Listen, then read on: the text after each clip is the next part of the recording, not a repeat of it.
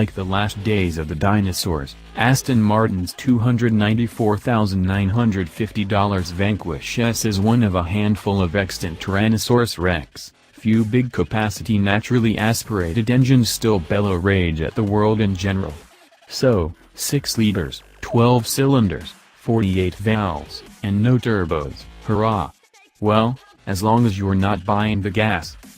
As the delivery driver who brought this car to me observed, whatever I seem to do with this car, it never gives more than 14.5 miles per gallon, where as long as you barely touch the throttle, the new DB11 gives you about 18.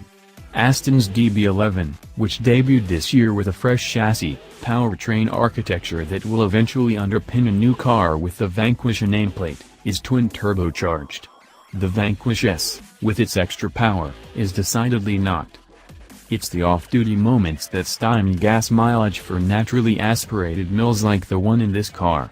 Dragging that huge crank, con rods, pistons, and cams around plays havoc on economy when you work on it like jam on toast. At full throttle, there's not a lot in it, turbo or no turbo. The Vanquish is the most unlikely car ever to have almost not made it into production. The name was first used in 2001 attached to Ian Callum's toothsome aluminum, carbon composite coupe body, but then chief executive Uli Bez held it back for 6 months, officially because he didn't like the Ford Ka air vent. Unofficially, as he later admitted, what no one wanted to hear at the time is that Vanquish was crap. I changed 200 things, and even then, it burned through gearboxes. At the heart of the Vanquish then and now is a V12 engine, effectively built out of 2 Ford Mondeo Cleveland V6 units. It's easy to scoff at such humble beginnings, but the rumor machine elicits Porsche and Cosworth involvement in its gestation.